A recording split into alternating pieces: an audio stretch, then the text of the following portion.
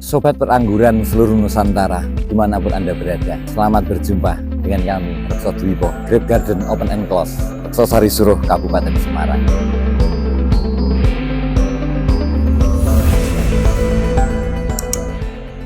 Assalamualaikum warahmatullahi wabarakatuh.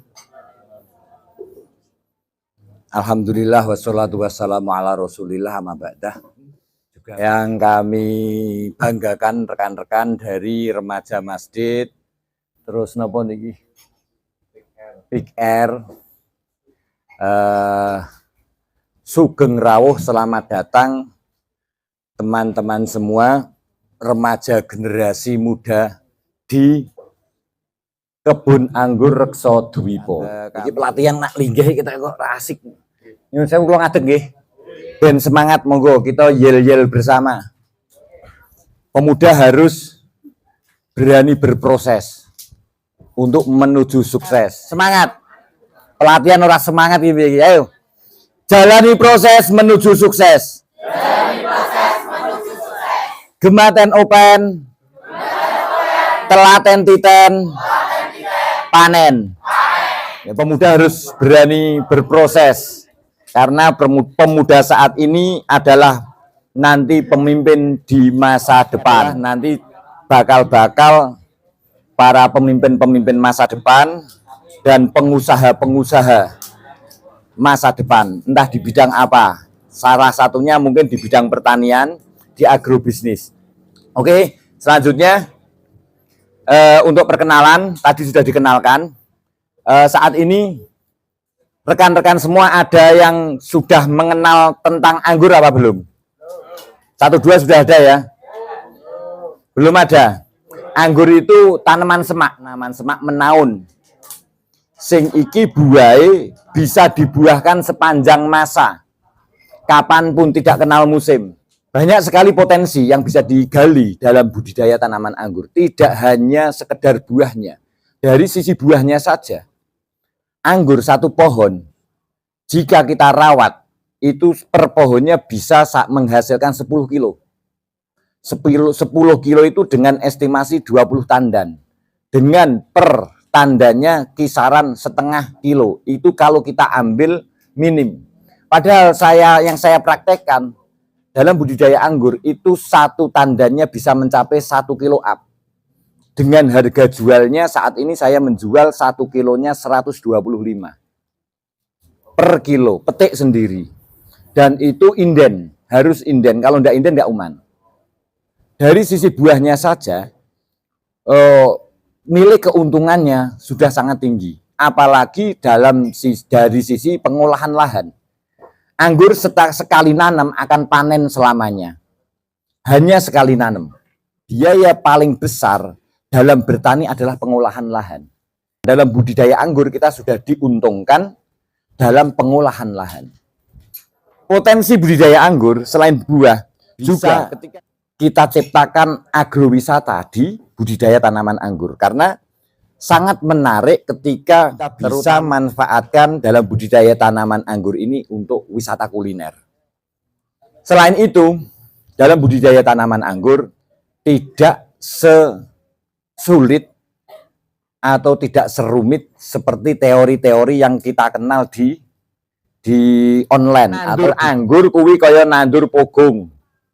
Ceblokke, tukul, diopeni, disuburke, nanti wayahe awoh woh. Cuman itu. Bedanya di tanaman anggur itu nanti di teknik pembuahan. Teknik pembuahannya yang beda.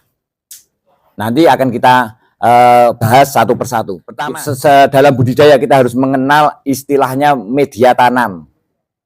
Kedua, tanaman anggur sendiri kita harus tahu mana batang primer, mana batang sekunder, mana batang tersier. Nanti kita praktekkan di sana. Batang primer adalah batang pokok. Batang sekunder adalah batang di mana tumbuhnya cabang-cabang tersier. Cabang tersier adalah cabang yang kita persiapkan untuk pembuahan. Dari menanam sampai bisa berbuah, pohon anggur itu memakan waktu paling cepat 4-5 bulan bisa berbuah. Dalam setahun, anggur itu bisa kita panen 2 kali. Bahkan kalau kita maksimalkan bisa 3 kali. Kita siapkan media tanam. Anggur membutuhkan lahan yang gembur. Nah, untuk itu kita harus mensiasati membuat media tanam. Untuk membuat satu media tanam yang poros, kita campur tanah media lahan kita yang mau kita tanami dengan pupuk kandang, dengan sekam, arang sekam, dan sekam mentah. Kita campur dari satu, sudah poros, sudah jadi. Setelah itu tinggal nanam. Kita tanam, kita rawat. Perawatannya seperti halnya kita merawat tanaman lain. Sama, ketika nanti ini butuh pupuk, kita pupuk. Ketika terjadi ada kendala hama, kita obati dengan obat-obat hama yang menyerang, sesuaikan. Pupuk pada tanaman yang paling utama adalah makanan pokoknya. Unsur hara tanah itu terdiri dari makro dan mikro. Dan kesemuanya ini sudah terkandung dalam pupuk kandang. Bukan perawatan. Hama yang menyerang dalam pada tanaman anggur adalah jamur, ular, kutu. Ketika terserang jamur, kita semprot dengan fungisida. Ketika terserang hewan, kita semprot dengan insektisida. Selesai. Setelah itu nanti teknik pembuahan. Teknik pembuahan, kita membentuk cabang-cabang tersier dalam rangka untuk pembuahan. Pohon anggur yang dikatakan cabang primer tadi, ya, cabang primer adalah cabang pokok. Sampai ketinggian berapa yang kita inginkan. Setelah 1 meter atau 2 meter, kita siapkan para-para. Para-para itu anjap-anjapan. Nanti kita tekuk, kita kayak gini anjap-anjapan. Mulai tekan anjap-anjapan iki, semua cabang yang ada di anjap-anjapan, artinya setelah anjap-anjapan dikatakan batang sekunder. Semua cabang yang ada di sekunder kita pelihara. Semua cabang yang ada di primer kita buang. Cabang yang tumbuh di cabang sekunder itu namanya cabang tersier. Inilah yang nanti kita buahkan. Setelah cabang tersier terbentuk dan melewati masa vegetatif menuju masa generatif, nanti ini kita pruning, kita pangkas. Teknik pembuahan. Anggur tidak akan pernah bisa berbuah kalau tidak dipangkas. Jadi akeh wong do nandur anggur tapi ora iso awoh. Kenapa? Mergo ora dipruning. Eman-eman jare. Nandur kok apa nandur anggur kok rembuyung godhonge wis dawa-dawa kok ora dipangkas eman-eman. Nah, seperti saat ini nih kebun anggur ini habis pruning, yang ini yang di lahan terbuka, ini yang di lahan greenhouse yang ternaungi situ. Ini habis pruning pembuahan. Sekilas gampang banget. Media siapke, tandur bibite, openi, potongi, berbuah, selesai. Nah, ini untuk media tanam. Pada dasarnya dalam bertani, budidaya apapun, menanam apapun, yang utama adalah media tanam. Karena media tanam adalah rumah bagi anggur. Rumahnya tanaman itu adalah media tanam.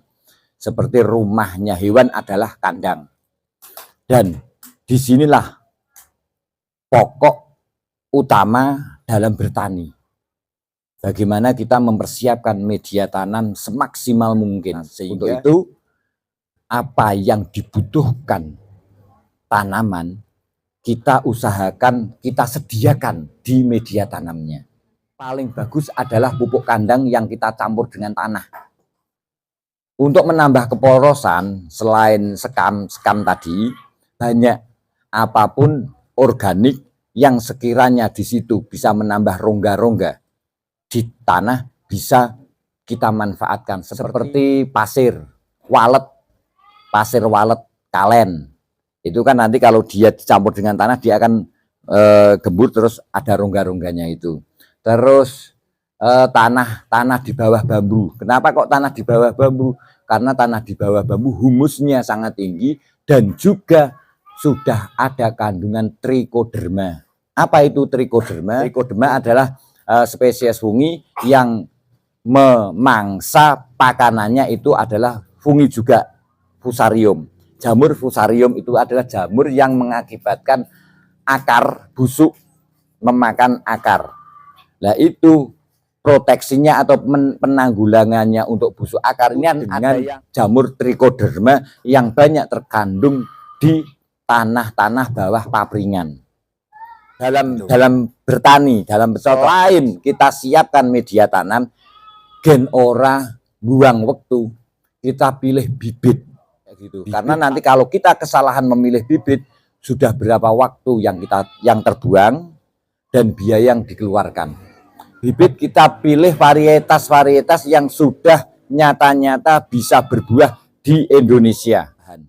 Jadi grafting atau nyambung okulasi itu bukan membuat varian baru, tetapi itu adalah teknik pertanian dalam rangka memperpendek usia dalam pembuahan. Nanti akan kita praktekkan bagaimana cara membuat bibit anggur. Secara sekilas itu tadi tanam, openi, batang primer, batang sekunder, tersier, buah ke. Jadi kira-kira do tertarik tau ora budidaya anggur? Do tertarik tani ya ora? Kita itu krisis, Indonesia itu krisis petani muda. Sangat krisis. Wong ayu-ayu kon tandur rada gelem. Ora gelem. Tapi nak kon selfie ndok pinggir anggur gelem. Nah itu. makanya tandur ke anggur apa? Oke. Siap, langsung ke lapangan jam 11. Yo siap. Kita ke sini ke lokasi yang di greenhouse dulu, nanti baru ke yang open.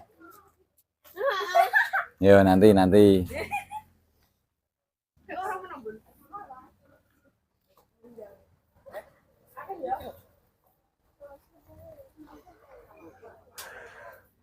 Udah semua kesini semua udah. Inilah pohon anggur. Inilah yang dikatakan batang primer. Batang primer itu dari bawah sampai menuju pada ketinggian yang kita inginkan. Ini 2,5 meter. Dari sinilah kita arahkan ke para-para. Ini yang dikatakan batang sekunder. Cabang-cabang yang tumbuh di batang sekunder ini dikatakan batang tersier. Batang inilah yang kita buahkan. Teknik pembuahan harus kita potong. Kalau tidak kita potong tidak akan berbuah. Ketika kita potong kayak gini, ini kita potong terus akan tumbuh tunas yang membawa bunga. Nanti akan berkelanjutan, bunganya mekar seperti ini. Ini belum mekar. Setelah kayak gini nanti akan pecah mekar menjadi beri kecil-kecil. Ya, ini udah menjadi beri belum? Nah, itu kecil-kecil, ada yang mecah menjadi beri kecil-kecil. Bisa dipaham atau ada pertanyaan? Kalau satu pohon ini bisa menghasilkan 10 kilo, 1 juta udah. Setahun 2 kali. Padahal ini ada berapa pohon? Dan ini tidak provokasi, enggak, memang real kayak itu yang saya praktekkan. Belum lagi bibitnya 151. Oke, lanjut ya. Primer, sekunder, terus teknis memangkas batang anggur ini. Setiap ruasnya ini akan terdiri dari beberapa bagian. Daun, terus tunas ini, tunas daun kecil ini tunas air namanya, tunir, tunas air. Terus di sampingnya ini ada pentolan. Pentolan ini bat. Nah, bat inilah yang nanti kita pilih untuk kita pangkas. Ini ada pentolan ini tuh. Ini pentolan. Pentolan ini saat ini beda. Ya, beda. Ini lancip. Kecil lancip. Ini gemoy. Gemuk. Iya, gemoy, gemuk ini. Ya. Ini kecil, lancip. Ya, ini vegetatif. Nanti kalau dipangkas tidak akan keluar bunga. Tapi ini gemuk. Nah, yang gemuk inilah yang nanti potensi membawa bunga. Nah, seperti ini. Ini. Kita pangkas di atasnya. Yes, ini akan keluar bunga. Akan keluar bunga. Bunga-bunga ini nanti akan semakin membesar.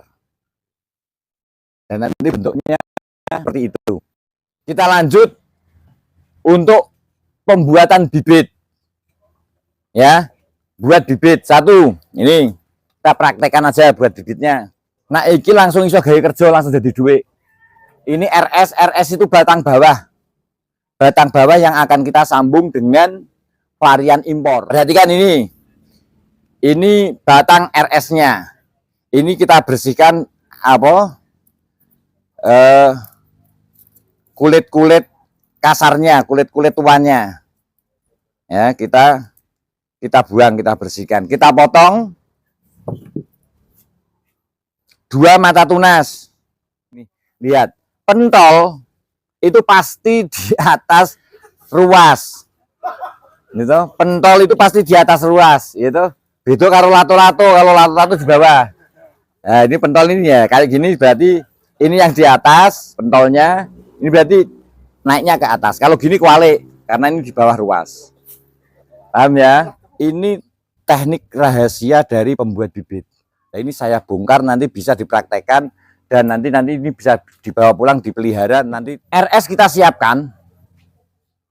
Ini kita belah. Kita belah, tidak harus di tengah, di pinggir tidak apa-apa. Untuk batang atas kita sayat V. Kayak gini.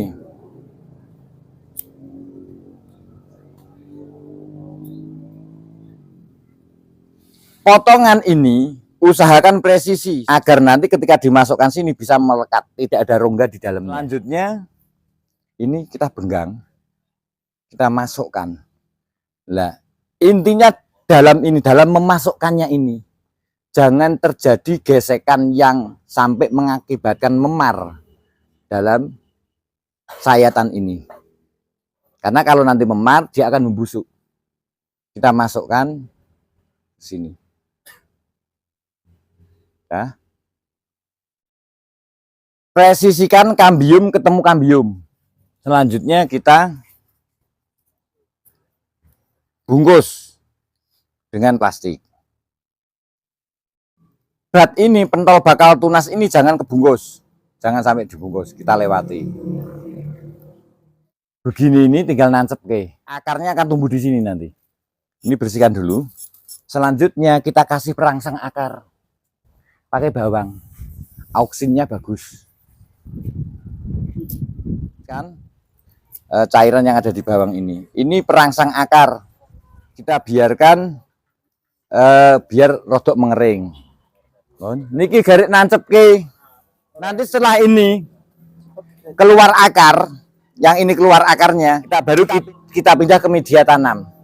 Ini sekitar 2 minggu setelah bawah keluar akar, baru kita pindah di media yang kayak ini.